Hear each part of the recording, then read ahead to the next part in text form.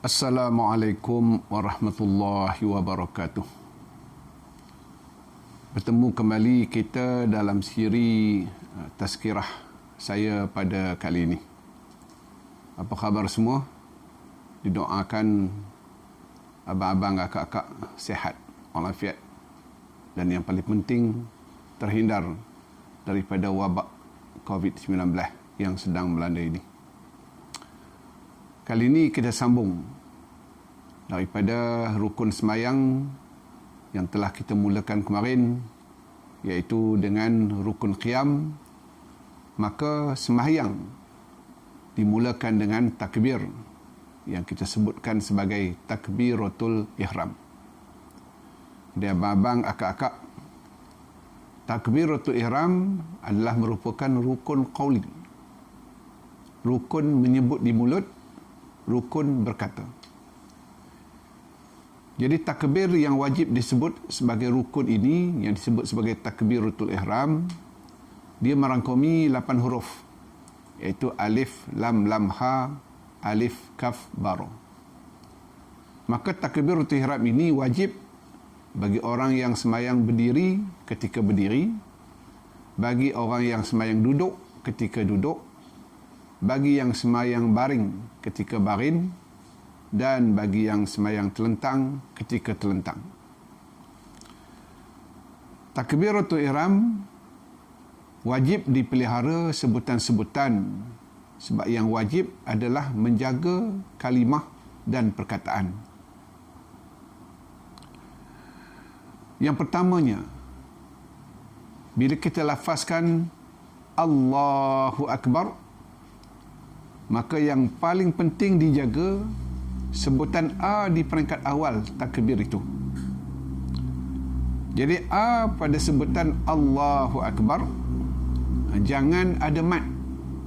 Maksudnya jangan ada bunyi panjang. Kalau mengikut ayat kitab, dia kata ketiadaan mat pada hamzah lafaz Allah. Maknanya pada lafaz sebutan A Allah itu jangan ada mat, jangan ada panjang. Contoh, dilafazkan Allahu Akbar, bermakna sudah ada mat. Bagi sifat huruf alif dan hamzah, ianya bersifat syiddah, kemas. Tidaklah dia bertukar kepada rukhawah, iaitu longgar. Jadi kalau kita sebut A itu dengan bunyi panjang, maka bertukar maksud daripada maksud asal Allahu Akbar, Allah Maha Besar, bertukar menjadi persoalan, adakah Allah Maha Besar? Maka dengan sebab itulah, jika kita menyebut A itu panjang, maka boleh bawa kepada batal lafaz takbiratul ihram. Kemudian yang keduanya, jangan ada bunyi waw di antara dua lafaz Allah dan Akbar itu. Yang kita kena sebut Allahu Akbar. Tetapi kadang-kadang mungkin kita terlajak, kita menyebutnya Allahu Akbar, huwak. Jadi sudah ada bunyi waw di tengah-tengah, maka ianya juga telah menukarkan maksud asal. Maksud asalnya Allah Maha Besar, maka mungkin bertukar menjadi Allah dan Maha Besar. Jadi sebab itulah, bagi sebutan ak itu juga, ianya mesti bersifat syiddah, kemeh, supaya sebutannya nyata dan jelas. Allahu Akbar. Ketiganya, jangan ada mat, jangan ada panjang pada bunyi ba bagi akbar. Contoh, Allahu Akbar, maka bar itu tidak boleh mat, tidak boleh panjang. Seterusnya, bagi sebutan lafaz ajalallah, Allah, bunyi Allah itu, maka boleh dipanjangkan tidak lebih daripada 14 harakat atau disebutkan tidak lebih daripada 7 alif. Dan jangan pula kurang daripada 1 mat ataupun daripada 1 alif, 2 harakat. Contoh, Kalau kita terlalu panjang, Allahu Akbar, maka boleh bawa kepada melebihi 14 rakaat atau 7 mat. Dibolehkan panjang sehingga 14 rakaat adalah untuk mereka-mereka yang dalam proses nak memuqaranahkan niat ketika takbiratul ihram. Sebab rukun niat wajib ketika takbiratul ihram itu. Kemudian abang-abang dan akak-akak yang dirahmati Allah, yang paling utama, lafaz takbiratul ihram itu wajib didengar oleh telinga sendiri. Kesemua sebutan yang merangkumi 8 huruf itu. Maknanya bila kita sebut Allahu Akbar, kesemuanya itu wajib telinga kita dengar. Kalau telinga kita tak dengar, maka sudah melanggar syarat. Bermakna kalau kita tak dengar, kita tidak berkata, kita tidak membaca, kita tidak menyebut. Syarat menyebut, membaca adalah berbunyi, dan tanda berbunyi adalah didengar sekurang-kurangnya oleh telinga sendiri.